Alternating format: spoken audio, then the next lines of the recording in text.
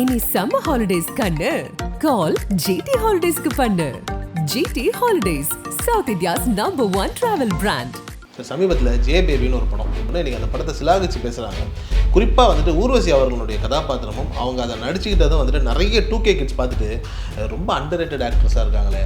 முந்தானை முடிச்சு படத்திற்காக ஒரு ஆர்டிஸ்ட்டை தேடிட்டு இருப்போ ஊர்வசியுடைய அக்கா கல்பனா, இல்லை நான் கேட்குற கேரக்டர் ரொம்ப மெச்சூர்டாக இருக்காங்க அப்படின்னு மூலம் தான் அவங்க தங்கச்சி வரப்போ தான் ரைட் என்ன நான் தேர்ந்தது இவங்கள தான். அது ஒரு குழந்தைக்கு தாயின்றீங்க நீங்கள், எப்படிங்க அது சாத்தியம்னா அதெல்லாம் பண்ணி சினிமாவில் அதெல்லாம் பண்ணிக்கலாங்க.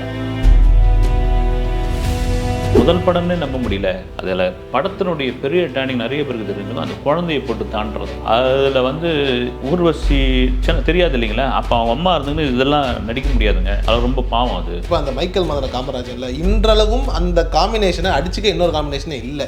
கமலை தூக்கி சாப்பிட்ருவாங்க. ஹீரோக்களை தாண்டி பெர்ஃபார்மன்ஸ் பண்ணிட்டா சில பேர் கோவம் வந்துடும்.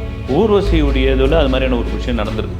நான் யாருன்னு பேரை சொல்ல, ஒரு நடிகரை தாண்டி நான் கொஞ்சம் இது பண்ணோடனே அவர் அடுத்தடுத்த காட்சிகளை அப்படி ஒரு டார்ச்சர் பண்ணிட்டாரு. அப்புறம் ஒரு கட்டத்தில் அடிச்சிருக்காரு. கமல் சாரை தவிர வேறு யாரும் எனக்கு அப்படி ஒரு பெரிய வாய்ப்பெலாம் கொடுக்கல. என்னை ஒரு லூஸ் அம்மாவா, அப்புறம் ஒரு வெகுளியான ஒரு பெண்மணியா, இப்படி தான் காட்டியிருக்காங்களே. என்னுடைய முழுமையான திறமையை கமல் தான் கொண்டு வந்திருந்தார். முதல் திருமணம் மனோஜ் கே ஜெயன் தூள் படத்தில் வருவாருங்களே, நம்ம அந்த காவல்துறை அதிகாரியாக வருவார். அப்புறம் கணவன் மனைவிக்குள்ளே ஒரு சின்ன பிரச்சனை ஏற்பட்டு அது விவாகரத்து ஆகிடுச்சு. கொஞ்ச நாளில் இடையில் மதுவுக்கு அடிமையாகிட்டேன் நான். அது காரணமே என்னுடைய முதல் கணவர் தான். அவர் தான் எனக்கு பழக்கம் பண்ணி கொடுத்துட்டாரு. நான் நடித்த படங்களை ஒரு தொகுப்பாக கொண்டு ஒரு வீடியோவாக கொண்டு ஒரு நாள் என் முன்னாடி போட்டு காமிச்சிட்டு, இது மாதிரி யாராவது பண்ண முடியுமா, ஆனால் நீ இருக்கிற கோலம் என்ன கோலம்.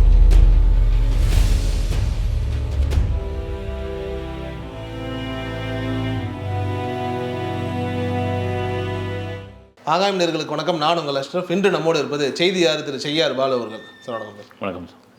சமீபத்தில் ஜே பேபின்னு ஒரு படம், அது தேட்டரில் வரும்போது பெருசாக ஆடியன்ஸ் அதை கண்டுக்கல. ஆனால் ஓடிடிக்கு வந்தோடனே இன்றைக்கி அந்த படத்தை சிலாகிச்சு பேசுகிறாங்க.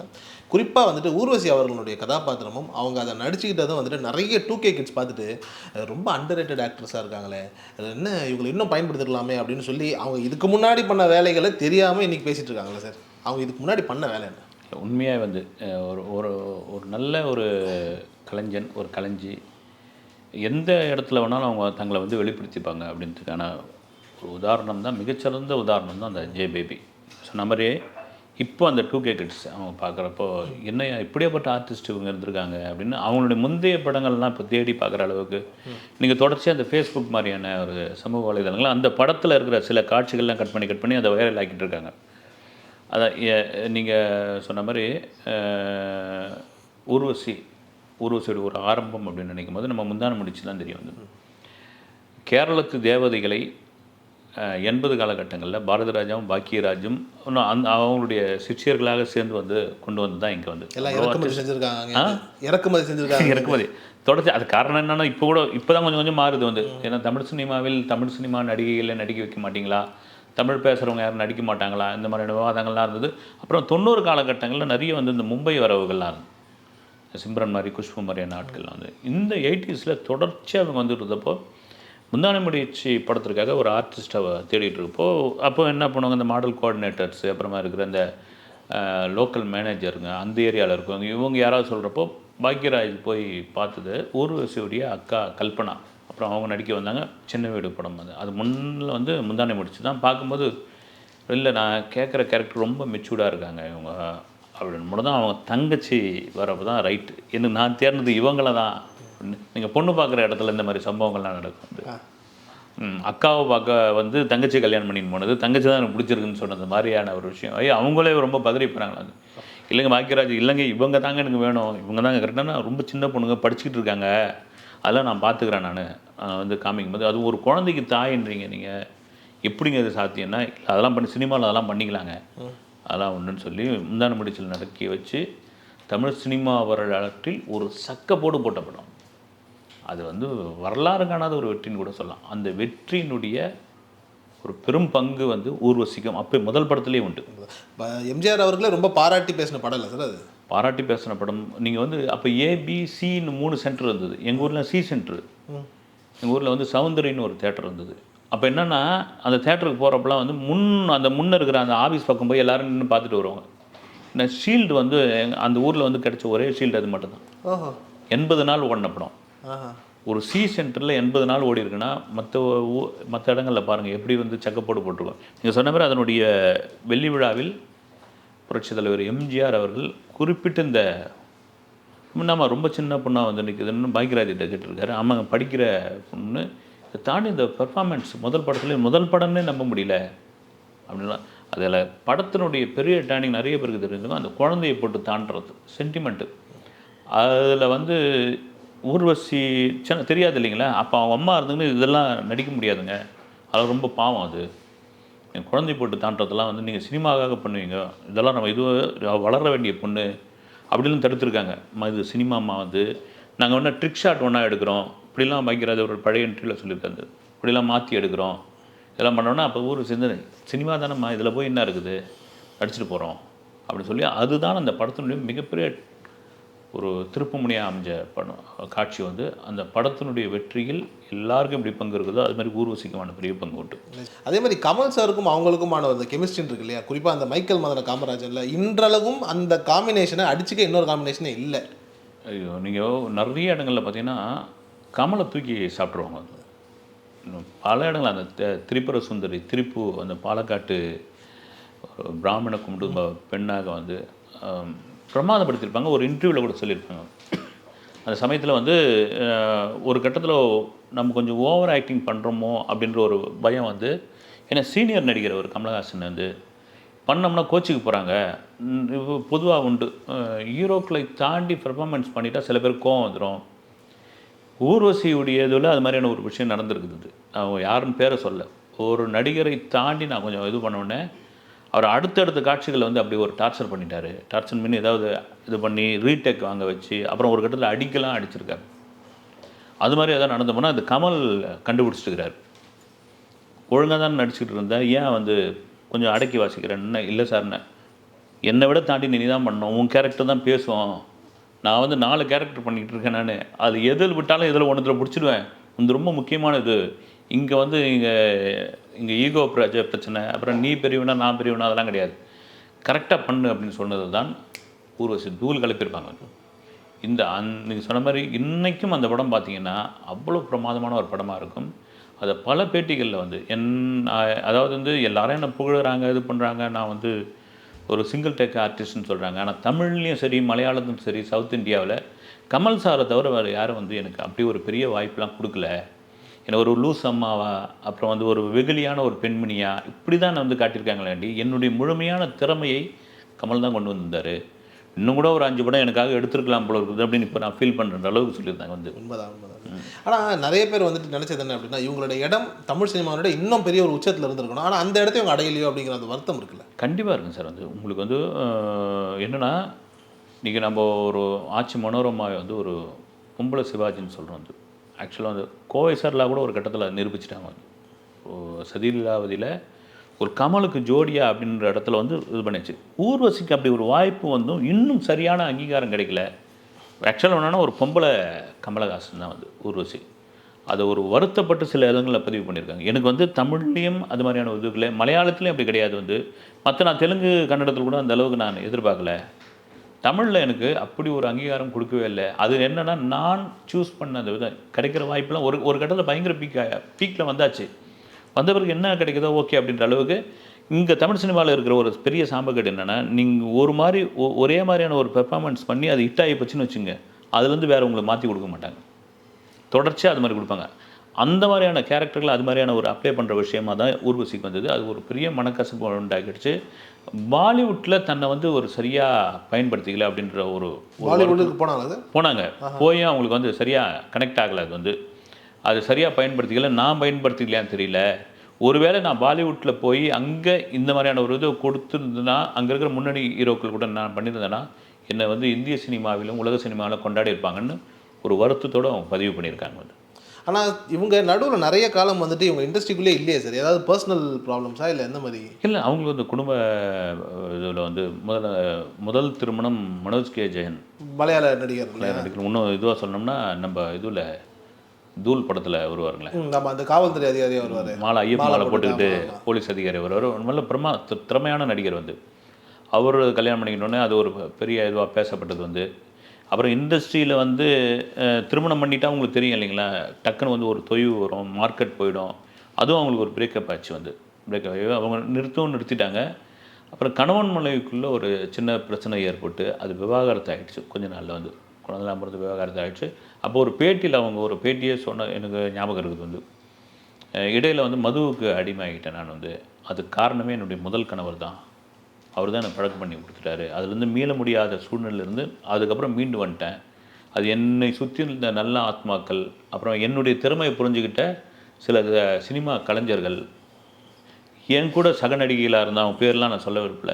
ஊர்வசி உன் திறமை என்னன்னு தெரியாது, இதை பாருன்னு ஒரு குறிப்பிட்ட ஒரு நடிகை வந்து என்னுடைய தோழி நான் நடித்த படங்களை வந்து ஒரு தொகுப்பாக கொண்டு வந்து, ஒரு வீடியோவாக கொண்டு வந்து ஒரு நாள் என் முன்னாடி போட்டு காமிச்சிட்டு, இது மாதிரி யாராவது பண்ண முடியுமா, ஆனால் நீ இருக்கிற கோலம் என்ன கோலம், இதுலேருந்து வாங்கினா அன்னையோடு நான் முடிவு பண்ணி விட்டது தான். இப்போ நான் வந்து செகண்ட் இன்னிங்ஸ் இல்லை, தேர்ட் இன்னிங்ஸ் விளையாடிக்கிட்டு இருக்கேன். 3வது இன்னிங்ஸ் நான் விளையாடுறது வந்து ஜேபேமிலா. அந்த இல்லற வாழ்க்கை ஒரு பிரச்சனையாகி அப்புறம் ஒரு குழந்தை, அதன் பிறகு வந்து சிவபிரசாத் அப்படின்றவர் வந்து திருமணம் பண்ணி இப்போ அவர் கூட தான் இருந்துகிட்டு இருக்காங்க. பசங்களை பொண்ணுலாம் பார்த்திங்கன்னா பெரிய அளவில் வளர்ந்தாச்சு வந்து. அந்த ஒரு கசப்பான அனுபவத்தை கூட நான் மறக்கணும்னு ஒரு முடிவோடு இருந்தேன். ஆனால் மனோஜ் ஜெயனும் வேற ஒருத்தர் திருமணம் பண்ணியாச்சு வந்து. இது என்னென்னா அந்த திரை கலைஞர்களுடைய வாழ்க்கையில் இது ஒரு அந்த குடும்ப வாழ்க்கைன்றது ஒரு பெரிய இது தான், சிக்கல் தான் அது வந்து. நீங்கள் அதனால தான் பார்த்திங்கன்னா பெரிய கலைஞர்களாக இருப்பேன். நீங்கள் சிவாஜி இருந்தாருன்னா, சிவாஜிக்கு வந்து அவருடைய சகோதரர் சண்முகம் வந்து ஒரு பெரிய பேக்போனாக. என்ன காரணம்னா, ஒரு கலைஞனை வந்து நீங்கள் வந்து ஏங்க கரண்ட் பில் கட்டலிங்க, அப்புறம் வந்து குழாவில் தண்ணி வரலைங்க, அப்புறம் மளிகை சாமான் வந்து அவன் எடுத்துகிட்டு வந்து போடலைங்க, இந்த மாதிரி விஷயங்களை கொண்டு வந்து சேர்க்கக்கூடாது. பொதுவாகவே வந்து நீங்கள் ஒரு படைப்பாளியாக கூட இருக்கட்டும், அவனை வந்து ஃப்ரீயாக விட்டுடணும். எல்லா ஆர்டிஸ்ட்டுக்கும் வந்து ஒரு பெரிய வருத்தம் என்னென்னா, சிவாஜிக்கு அவருடைய சகோதரர் சண்முகம் மாதிரி நமக்கு ஒருத்தர் இல்லையே அப்படின்ற ஒரு குறை வந்து அது ஊர்வசிக்கு இருந்தது வந்து. அவங்களுடைய சகோதரி கல்பனா இருந்தாலும் அவங்க பிஸியாக நடிச்சுக்கிட்டு இருந்தாங்க ஒரு பக்கம் வந்து. அந்த மாதிரி ஒரு பேக்ரவுண்டு, ஒரு பேக்ட்ராப் நமக்கு இருந்திருந்தால் இன்னும் ஒரு பெரிய இடத்துக்கு வந்திருக்கலாம் அப்படின்னு ஊர்வசியோட பெரிய மன வருத்தமும் உண்டு வந்து. அதே மாதிரி வந்து சார், தமிழ் சினிமா பொறுத்த வரைக்கும் இந்த தங்கைகள், அதாவது சிஸ்டர்ஸ் ஆளக்கூடிய ஒரு நிறைய இருக்குல்ல, இந்த பத்மினி, ரூபினி, ராகினி இவங்க, அதே மாதிரி வந்து ராதா, அம்பிகா, அதே மாதிரி இவங்களும் அப்படி வந்துட்டு ஒரு டைமில் வந்து கோல் வச்சுருக்கிறாங்களோ? ஆமாம், உங்களுக்கு வந்து நீங்கள் இவங்க மலையாளத்துலேருந்து வந்து நீங்கள் நடிகைகளை தாண்டி டான்ஸ் மாஸ்டர்ஸ் எடுத்துங்க. நீங்கள் பிருந்தா, கலா, இவங்க சிஸ்டர்ஸ் வந்து இப்போ இவங்க அது மாதிரி தான் வந்து. அவங்களும் கல்பனா வந்து ஒரு சாதாரண நடிகை கிடையாது வந்து. எந்த கேரக்டர் கொடுத்தாலும் இதுவாகிடுவாங்க, பிச்சு உதறிடுவாங்க. என்ன அவங்க வந்து உருவம் வந்து ஒரு இதுவாக இருக்கலாண்டி, ஊர்வசி வந்து ஒரு ஒரு சாமிங்காக இருப்பாங்க வந்து. அது ஒரு பெரிய ப்ளஸ்ஸாக இருந்தது ஊர்வசிக்கு வந்து. ஊர்வசிக்கு சொன்ன மாதிரி வந்து தொடர்ச்சியாக வந்து என்னென்னா ஒரு பெரிய ஹீரோக்கள் படங்களில் நமக்கு வந்து ஒரு நல்ல வாய்ப்பு கொடுக்கலன்ற ஒரு வருத்தமாக இருந்தது எனக்கு. அவங்களுடைய கம்பேக்காக நடிச்சது வந்து ஜீவா படம் எஸ்எம்எஸ்ஸில் வந்து கலக்கியிருப்பாங்க. அவங்க திரும்ப அதான் சில பேட்டிகளில் சொன்னது என்னென்னா, எனக்கு இந்த ஒரு வெகுளியான அம்மா, அப்புறம் படப்படன்னு பேசுகிற ஒரு இது, இந்த கேரக்டராகவே நான் வந்து தொடர்ச்சியாக இது பண்ணிட்டு இருந்தேன். இது எல்லாம் டோட்டலாக மாற்றின படம்னு எனக்கு தெரிஞ்சு பார்த்தீங்கன்னா ஜேபேபி தான். சரி, இப்போ இதில் வந்துட்டு இப்போ நீங்கள் எஸ்எம்எஸ் சொன்னீங்க, அந்த எஸ்எம்எஸ் நடிக்கிறதுக்கு முன்னாடி அவங்க பெரிய ஒரு கேப் ஒன்று விட்டுருந்தாங்க. அந்த கேப்பில் தான் இந்த அம்மா ரோலுக்கு வந்துட்டு சரண்யா மாதிரியான நாட்கள்லாம் வந்து ஒரு மிகப்பெரிய பீக் எடுத்தாங்க இல்லையா? இவங்க மேபி கரெக்டாக இருந்திருந்தாங்கன்னா அந்த மாதிரியான லைக் ஒரு வர்றதுக்கான ஒரு சூழலே இருந்திருக்காது இல்லை? கண்டிப்பாக. அதையும் கூட ஒரு இதில் சொல்லியிருக்காங்க வந்து. நீங்கள் சொன்ன கரெக்ட் தான். நீங்கள் ஒரு அம்மா நடிகைக்கான ஒரு இடம்னு ஒரு கேப் விழுந்ததில்லை. இது வந்து ஊர்வசி விட்ட இடம் தான். அது காரணம் என்னென்னா, அவங்களுடைய இந்த பர்சனல் குடும்ப வாழ்க்கைக்குள் உள்ள இந்த பிரச்சனை, அப்புறம் கொஞ்சம் மதுவுக்கு அடிமையானது வந்து, அதுலேருந்து மீள முடியாத ஒரு விஷயம். நல்ல வாய்ப்புகள்லாம் இப்போ விட்டேன் நான் ஒரு சூழ்நிலையை பார்த்தோன்னு. இதுக்குள்ளே வந்தவங்க தான் சரண்யா பொண்ணு ஒன்று இருந்து கரெக்டாக சூஸ் பண்ணி பிடிச்சிட்டாங்க. ஒருவேளை அந்த மாதிரியான ஒரு வாய்ப்பை நான் விடாமல் இருந்திருந்தால், இவங்க எதிர்பார்த்ததுன்னா விஜய், அஜித் மாதிரியான, விக்ரம் மாதிரியான பண்ணியிருக்காங்க. தொடர்ச்சியாக அவங்களாம் கூட பண்ணும்பொழுது உங்களுக்கு ஒரு பெரிய ஆர்டிஸ்ட், ஒரு மாஸ் ஹீரோக்களுடைய படங்களில் பண்ணும்பொழுது அவங்களோட சேர்ந்து இவங்களுக்கான ஒரு புகழும் கிடைக்கும், இவங்களுடைய திறமையை வெளிப்படுத்தலாம். நீங்கள் எப்படி வந்து கமலஹாசனுக்கு வந்து ஒரு மைக்கேல் மதன காமராஜன், பஞ்சதந்திரம் மாதிரியான படங்களில் இவங்களுடைய இது வெளிப்பட்டதோ, பெரிய ஒரு விஜய் படமோ, ஒரு அஜித் படமோ, ஒரு விக்ரம் படமோ, இது வந்து தொடர்ச்சியாக கிடைக்கும் பொழுது என்ன ஆகும், இவங்களுடைய டேலண்ட் வந்து வெளிப்படும் நீங்கள் அப்படின்னு. இப்போ நீங்கள் ஒரு ஜேபேபி ஒரு படமே எடுத்துங்களேன், அது அந்த கதைக்கு வந்து ஒரு பெரிய ஹீரோக்கள் தேவைப்பட மாட்டாங்க. ஆனால் அந்த ஒரு பெரிய ஆர்டிஸ்ட் அந்த படத்துக்குள்ளே இருந்திருந்தா இவங்க நடிப்பு இன்றைக்கி வந்து பெரிய அளவில் பேசப்படும். ஆமாம், இன்னும் ரீச் அதிகமாக இருக்கும். ரீச் அதிகமாக இருக்கும். அந்த வருத்தம் தான் ஊர்வசிக்கு வந்து உண்டு. நம்ம பொதுவாக மலையாள ஆர்டிஸ்ட் அதை பார்க்க மாட்டாங்க. நீங்கள் மலையாள சினிமாவில் இன்றைக்கு வரைக்கும் அவங்களுடைய சக்ஸஸ்ஃபுல் என்னென்னா அவங்க முழுமையாக நம்புறது அந்த கதை தான். அது நீங்கள் வந்து அதை ஒரு டைரக்டராக இருக்கணும், கடைக்கோடி டெக்னீஷியனாக இருக்கட்டும், ஒரு பெரிய ஆர்டிஸ்ட்டாக இருக்கணும், ஒரு ஜூனியர் ஆர்டிஸ்ட்டாக இருக்கட்டும், அவங்க நம்புறது கண்டென்ட் மட்டும்தான். அதில் தான் அவங்க ஜெயிச்சுக்கிட்டே இருக்கிறாங்க. வந்து அந்த பலம் தான். ஆனாலும் வருத்தம் என்னென்னா தமிழ் சினிமாவை பொறுத்த வரைக்கும் இங்கே கண்டென்ட்டை தாண்டி ஹீரோவுக்கான மாசு இருக்குல்ல, அதில் நான் விட்டுட்டேனே அப்படின்னு ஒரு வருத்தம் வந்து ஊர்வசி கொண்டு. அவங்களோட பெண் குழந்தைய கூட வந்துட்டு ஹீரோயினா அறிமுகப்படுத்த போகிறாங்க. ஆமாம், உண்மைதான். அது அந்த பெண் குழந்தை ஒரு ஸ்டில்லு கூட ஒரு ஃபேமிலியோடு இருக்கிற மாதிரியான புகைப்படம் வந்திருந்தது. அவங்க நடிக்க போகிறாங்களா அப்படின்னு கேட்டது அது கூட பதில் சொல்லியிருந்தாங்க. வந்து என் மகளை வந்து முதல்ல நடிப்பு வேணான்னு சொல்லி படிப்புக்குள்ளே விட்டப்போ அங்கே இருக்கிற பசங்கள்லாம் வந்து ஏன் நீ நடிக்கக்கூடாது அப்படின்னு இயல்பாக வர இது தான். அதை தாண்டி சினிமான்ட்டு வந்து அவ்வளோ சாதாரண விஷயம் கிடையாது. எங்களுக்கெல்லாம் வந்து ஈஸியாக வந்துட்டோம். உள்ளே வந்த பிறகு தான் அது உள்ளே எவ்வளோ ஸ்ட்ரகிள் பண்ண வேண்டிய விஷயமா இருந்தது, ஒவ்வொன்றையும் எவ்வளோ கற்றுக்க வேண்டியதாக இருந்தது, ஒவ்வொரு மனிதர்களை எப்படி புரிஞ்சிக்க வேண்டியதாக இருக்குது உள்ளே இருக்கிறவங்கள. அதெல்லாம் ஒரு ட்ரைனிங்காக சினிமாவுடைய நாலேஜ் டெக்னீஷியனாக ஒரு சினிமாவுடைய டெக்னிக்கலான விஷயங்களை தெரிஞ்சுக்கணும். அதை தெரிஞ்சுக்கிட்டு அதுக்கப்புறம் நடிக்கவா உங்கள் விருப்பம் ஏதோ அதை வந்து பொதுவாக அந்த விருப்பத்தை நான் வந்து தடை போடுற ஆள் கிடையாது. இன்னொரு ஊர்வசி அந்த இதில் சொல்லியிருக்காங்க, என்ன மாதிரி வந்து ஒரு காமெடி சென்ஸ் உள்ள பொண்ணு, என் பொண்ணு இயல்பாகவே பேசும்போதே பார்த்திங்கன்னா அந்த காமெடி சென்ஸ் வெளியே வந்துக்கிட்டே இருக்கும். சரியான ஒரு பிளாட்ஃபார்ம் ஒரு இடம் கிடைக்கும் பொழுது என் மகளை நான் அறிமுகப்படுத்துவேன், ஒரு நல்ல கதைக்கு கிடைக்கும் போது அதுக்காக வெயிட் பண்ணிகிட்ருக்கேன்னு. ஊர்வசி பெரும்பாலும் எனக்கு ரொம்ப ஆச்சரியப்படுத்தப்பட்ட விஷயம் என்னென்னா, நான் ஒரு தடவை ஒரு ஷூட்டிங் ஸ்பாட்டுக்குள்ளே போகும்பொழுது ஒரு கையில் வந்து பொதுவாக வந்து நடிகையில் வந்து ஆங்கில புத்தகம் அந்த காலகட்டங்களில் புத்தகம் இப்போ எல்லாம் மொபைல் ஃபோன் பார்த்துக்கிட்டு இருக்காங்க, கேரவனுக்குள்ளே போயிடுறாங்க.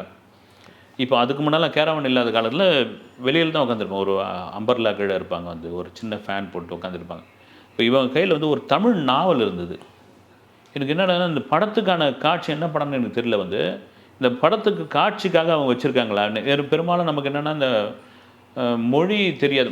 மலையாளத்துலேருந்து வரவங்க தமிழ் பேசிடுவாங்க, ஆனால் தமிழ் படிக்க தெரியுமான்ட்டு தெரியாது. வந்து எனக்கு தெரிஞ்சு மோகன்லாலுடைய மகன் பிரணவ் அவர் அந்த திருஷ்யம் தமிழில் இது பாபநாசம் படத்தினுடைய பிரேக்கில் சிலப்பதிகாரம் மாதிரியே அது ஒரு இல்லை ஜெயமோகன் தான் சுஜாதாவது ஒரு நாவலை கையில் வச்சுருந்து கமலஹாசன் பார்த்துட்டாரான். வந்து தமிழ் படிக்க தெரியுமா அப்படின்னு கேட்டு தெரியும் சார் அப்படின்னு அவர் பெரிய பெருமையாகி போச்சு. வந்து அதே போல் தான் ஊர்வசி கையில் வச்சுருக்கும்போது இது என்ன ஷார்ட்டுக்கு இடையில் ஏதாவது சினிமாவுக்காக வச்சுருக்கிற இதுவாக அந்த காட்சிக்காகணுன்னு சார் எனக்கு நல்லாவே தெரியும், நான் தமிழில் உள்ள சிறுகதைகள்லாம் நான் படித்தவங்க பிரபஞ்சன் வரைக்கும் சொல்ல ஆரம்பிச்சிட்டாங்க. வந்து எனக்கு பெரிய இதுவாகி போச்சு. எப்படிங்க என்னென்னா எனக்கு வந்து தமிழ், ஆங்கிலம், மலையாளம் 3 மொழிகள் உள்ள நாவல்களை நான் ரொம்ப ஈஸியாக படிப்பேன்.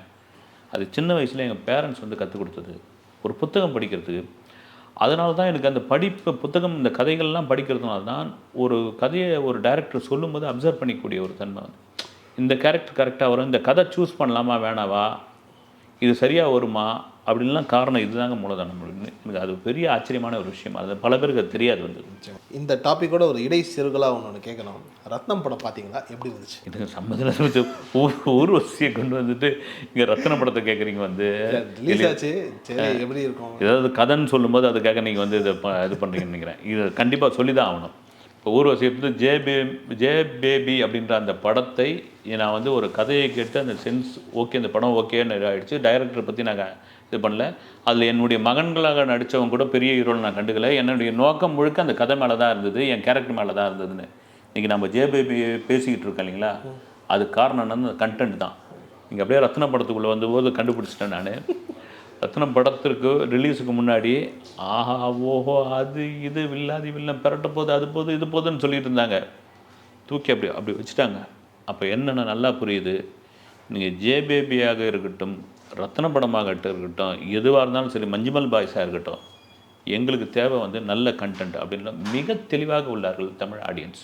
அதனால் வந்து அப்படியே தூக்கி வெளியே வச்சாச்சு. அதை வந்து நீங்கள் ஏன்னா இதே சமயம் தான் மார்க் ஆண்டனின்னு ஒரு படம் வந்து விஷாலுக்கு வந்து அதை மக்கள் கொண்டாடினாங்க. என்னென்னா இன்றைக்கு இருக்கிற அந்த 2K கிட்ஸுக்கு எந்த மாதிரியான ஒரு விஷயத்தை கொடுக்கணும், அந்த டைரக்டருடைய பங்கு, அதை தாண்டி எஜேசூரியாவுடைய அந்த பெர்ஃபார்மன்ஸு ஒரு காம்பேக்டாக இருக்கும். அது இதில் எதை நோக்கி இந்த படம் போகுது, ஒரு என்ன சொல்கிறது, ஒரு ஆந்திர தமிழ்நாடு எல்லை பிரச்சனையை பேசுதா, ஒரு ஆந்திர தமிழ்நாட்டுக்குள்ளே இருக்கிற நிலத்தை வந்து ஆக்கிரமிப்பு பண்ண விஷயத்தை பேசுதா, இல்லை ஆந்திரா தமிழ்நாடு கொள்ளைக்காரர்களை பற்றி பேசுதான்னு ஒரு கட்டத்தில் என்னன்னே புரியல வந்து ஒரு குழப்பி ஏன்னா ஹரி பெரும்பாலும் பார்த்தீங்கன்னா திருநெல்வேலி தூத்துக்குடி இந்த பேக்ட்ராப்பில் தான் படம் எடுப்பார். எனக்கு ரொம்ப சந்தோஷமாக அது ஒரு வட மாவட்டத்தை பின்னணியாக வச்சு எடுத்திருக்காருன்னு. திரும்பவும் சொல்லும்பொழுது என்னென்னா நீங்கள் எது பின்னணியாக வச்சு எடுத்தாலும் ஸ்ட்ராங்கான ஒரு கண்டென்ட் இருக்கும்பொழுது தான் அது ஜெயிக்கும். அதுதான் ஜே பேபி ஒரு திரையரங்கில் பெரிய அளவில் போற்றப்படலை, வெற்றி பெறலன்னு சொன்னால் கூட இன்றைக்கி ஓடிடி தளத்தில் இப்போ பார்த்துட்டு நீங்கள் ஆரம்பத்தில் கேட்டீங்களே யார் இந்தம்மா அப்படி இன்றைக்கி இருக்கிற 2K கிட்ஸ் ஊர்வசி யாருன்னு தேடிக்கிட்டு இருக்காங்க இல்லைங்களா, அதுதான் ஒரு பெரிய பலம் வந்து. சிறப்பு சார், ரொம்ப நன்றி சார். இனி சம்மர் ஹாலிடேஸ் கண்ணு கால் ஜிடி ஹாலிடேஸ்க்கு பண்ணு. GT holidays, south India's number 1 travel brand.